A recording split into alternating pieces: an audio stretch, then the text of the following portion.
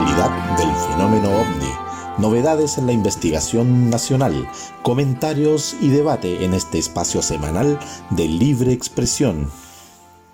Para algunos, el Santo Grial es el código fuente de un software. Para nosotros, código OVNI es la conexión con una realidad oculta, pero paradojalmente a la vista de todos. En el programa de hoy hablaremos sobre las amenazas provenientes del espacio exterior y de sus efectos en la geografía del planeta. Recordaremos los 112 años del incidente Tunguska ocurrido en la taiga siberiana. Conoceremos un novedoso programa de protección planetaria propuesto por la NASA. Y recordaremos al gran investigador chileno Carlos Muñoz Ferrada.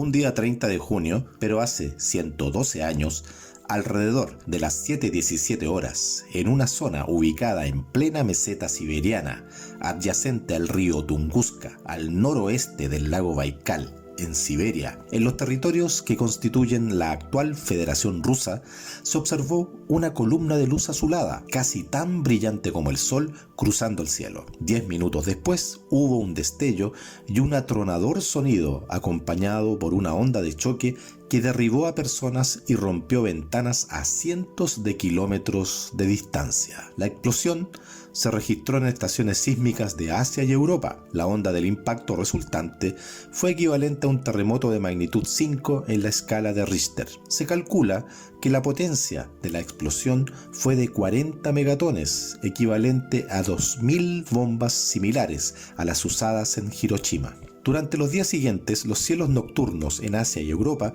presentaron una extraña luminosidad. Un estudio publicado por la Royal Astronomical Society señala que el fenómeno fue ocasionado por un asteroide de hierro de 100 a 200 metros de ancho que voló una distancia de unos 3.000 kilómetros a través de la atmósfera para luego volver a salir, no sin antes crear una onda de choque que devastó un área boscosa de 2.000 kilómetros cuadrados. Los científicos se han debatido durante años para darle una explicación al origen de aquella explosión. La interpretación más plausible de los hechos es que un meteoroide, quizá un fragmento de cometa compuesto de hielo y polvo de al menos 50 metros de diámetro, penetró en la atmósfera a una velocidad de 15 kilómetros por segundo. Se calentó hasta casi 25.000 grados centígrados para luego hacer explosión, desintegrándose cuando se encontraba entre los 6.000 y los 10.000 metros sobre el suelo, por lo que no se formó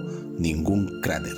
Oficialmente, ninguna de las posteriores expediciones al lugar encontró un solo fragmento del cuerpo celeste. Sin embargo, la posición de los árboles caídos al exterior del enorme círculo de 60 kilómetros y que quedaron en pie en su centro demostró que la explosión se produjo sobre la superficie terrestre.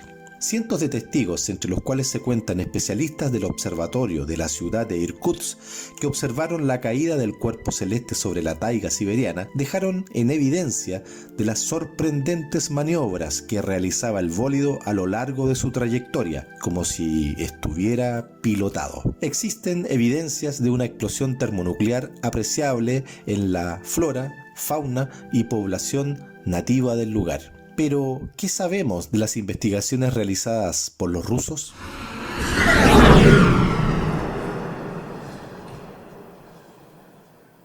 El 10 de agosto de 2004, el periódico ruso Pravda presentó un artículo acerca de una nueva expedición científica en busca del misterioso meteorito de Tunguska.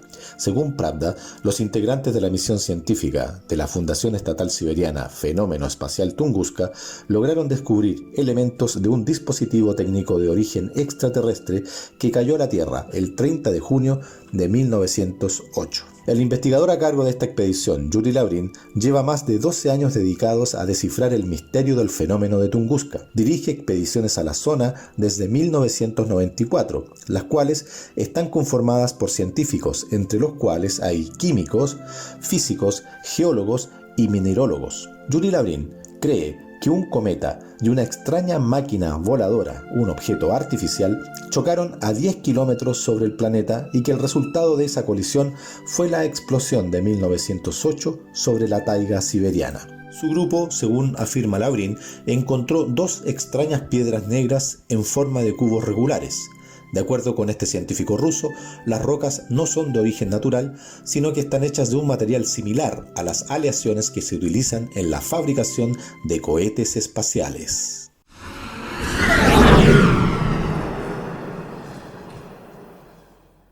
Las Carolina Bays o Bahías de Carolina son formaciones geológicas descubiertas en 1930 en el estado de Carolina del Sur, Estados Unidos, cuando una empresa forestal encargó fotografiar desde el aire toda su propiedad de unos 700 kilómetros cuadrados. Uno de los ingenieros que desarrolló las fotografías notó una gran cantidad de curiosas formaciones elípticas de distintos tamaños y de una curiosa perfección geométrica que parecía artificial, todas orientadas en la misma dirección.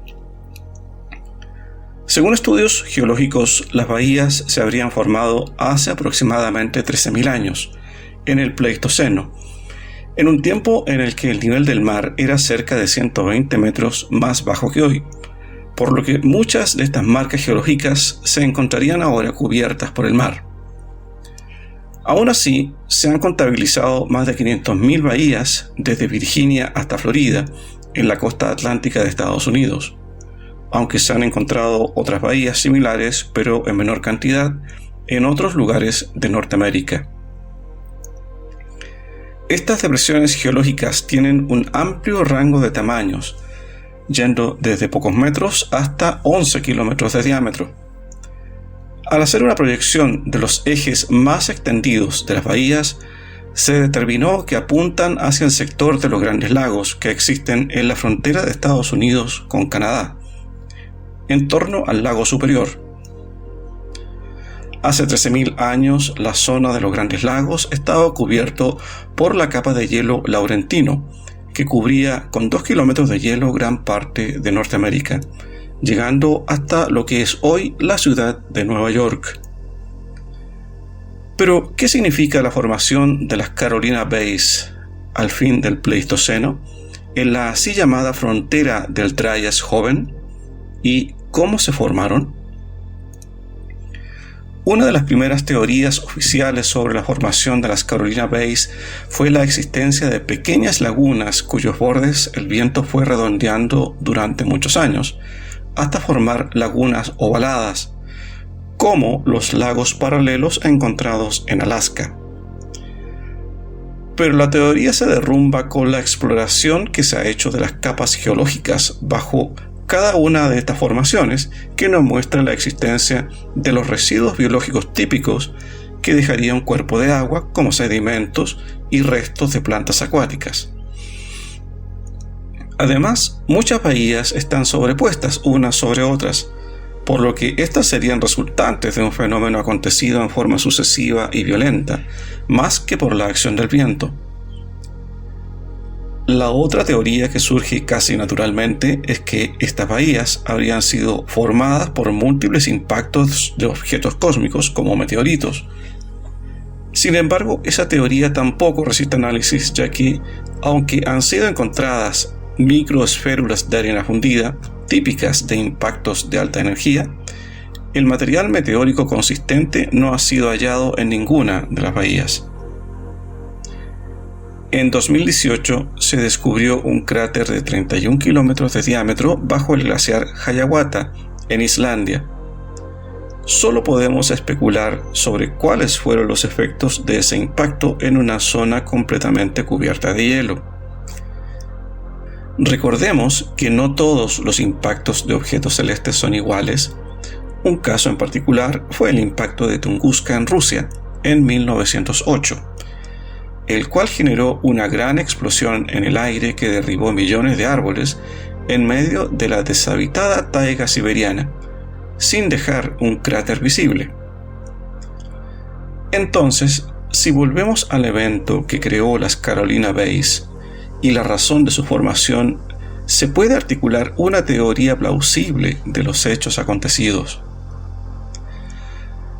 Cerca de 12.800 años atrás, al fin del Pleistoceno, un gran objeto cósmico viajando a 25.000 km por hora impactó en la zona de los Grandes Lagos de Norteamérica, en ese tiempo cubiertos por la capa de hielo laurentino, de 2 kilómetros de grosor, provocando el encuentro de dos enemigos irreconciliables, el fuego y el hielo, generando una onda de choque de varias decenas de megatones de energía, que en pocos segundos desplazó millones de toneladas de hielo, lanzándolas en trayectoria balística a miles de kilómetros de distancia, elevándolas hasta la estratosfera, para volver a caer a la Tierra en forma de grandes bolas de agua-nieve, en un viaje suborbital que duró solo unos pocos minutos. Debió ser una visión pavorosa para quienes tuvieron la mala suerte de estar en ese lugar de aterrizaje de esos proyectiles, con forma de granizo del tamaño de edificios de departamentos. La destrucción abarcó incontables extensiones de bosques y vegetación, fauna y vida humana en las zonas de impacto. Esta lluvia de hielo duró solo unas pocas horas, pero significó el fin de una era. Pero este evento ocurrido en Norteamérica no habría sido único. En marzo de 2019, científicos chilenos dieron a conocer la mayor cantidad de rastros encontrados sobre un impacto en el sector de Pilauco, en las cercanías de la ciudad de Osorno, en el sur de Chile, y que habría ocurrido hace 12.800 años. Hoy, la comunidad científica reconoce que ese evento habría significado el fin de la megafauna, como mamuts lanudos, perezosos gigantes, osos gigantes, existentes en el continente. El grado de disrupción climática inmediatamente siguiente fue mayúsculo, afectando la temperatura de la atmósfera, las corrientes marinas, el aumento del nivel del mar y los patrones de lluvia y sequía. El evento que creó las Carolina Bays, el cráter hallado en Islandia y los restos encontrados en el sur de Chile dan testimonio de una gran catástrofe planetaria ocurrida hace aproximadamente 12.800 años, que además se encuentra registrada en la memoria colectiva humana. Algunas de las Carolina Bays se llaman Wacamas, en honor a la tribu Wakama que habita en sus alrededores desde antes del arribo de Colón. El nombre de la tribu se traduce como gente de la estrella que cayó. ¿Es acaso este evento cósmico el verdadero origen de relatos antiguos sobre un diluvio universal?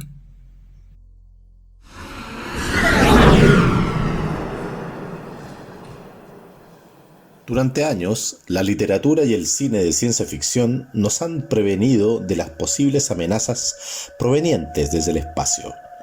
Hoy, la tecnología propone una solución a acontecimientos que algún día podrían ser reales. El riesgo de asteroides que pasen demasiado cerca de la Tierra y que impacten contra su superficie podría no ser menor. La NASA y la Agencia Espacial Europea han elaborado el proyecto Dardo, el cual tiene como objetivo golpear y cambiar de su órbita a un asteroide con trayectoria de colisión. Se ha elegido para esta prueba un asteroide bautizado con el nombre de Dimorphos, el cual entre los meses de julio y septiembre del año 2022 se encontrará a la distancia necesaria de la Tierra para probar si es posible modificar la trayectoria de un asteroide por acción humana. Según la NASA, en un promedio de cada 10.000 años existe la posibilidad de que asteroides mayores de 100 metros puedan impactar sobre la Tierra y causar desastres a nivel local o generar olas que inunden áreas costeras.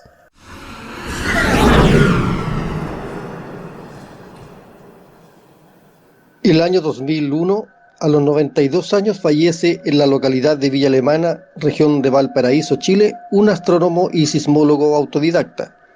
De profesión, ingeniero experimental de la Universidad de Chile, quien en silente anonimato desarrolló una disciplina que él denomina geodinámica. Desde su propio observatorio en Villa Alemana enuncia terremotos, cambios climáticos e erupciones volcánicas, todas ellas calculadas en base a explosiones solares, atracciones de planetas y ciclos de perturbaciones geofísicas.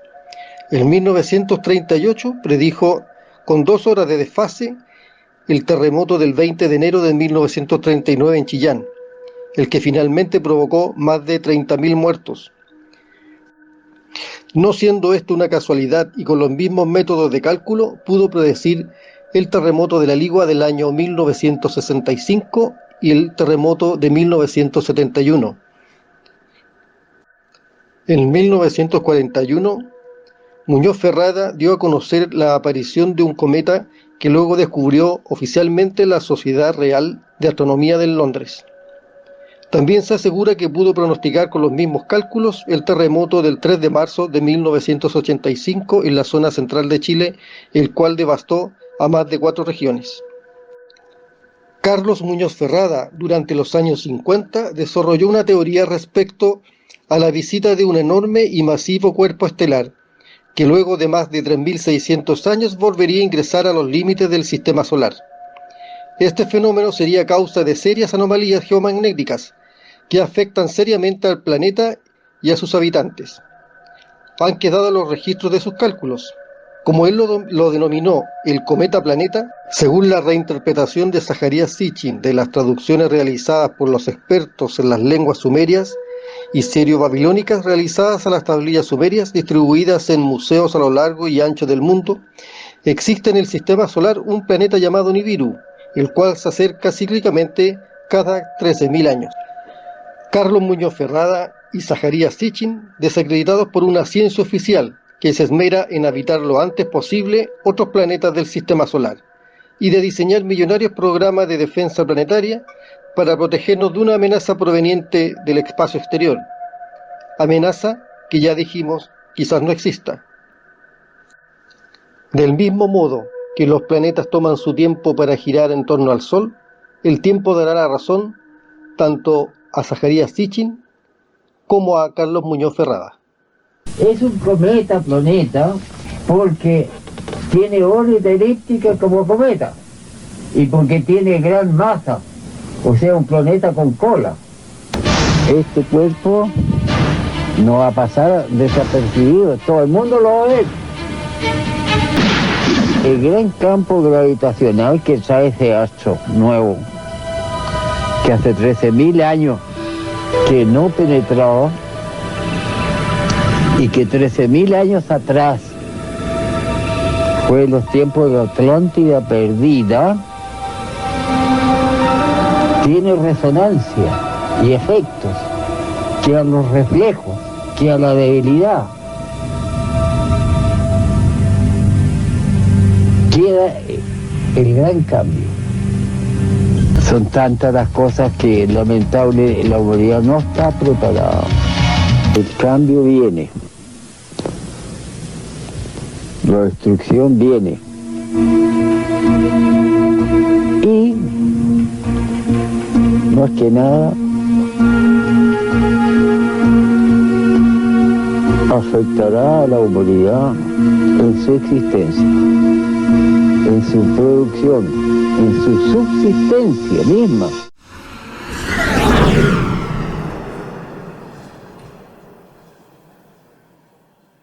Este podcast es el resultado de un trabajo colaborativo de Luis Leighton, Alejandro Gallardo, Héctor Marín y Miguel Ángel Palacios. Producción y edición Jorge Miranda. Incidente OVNI.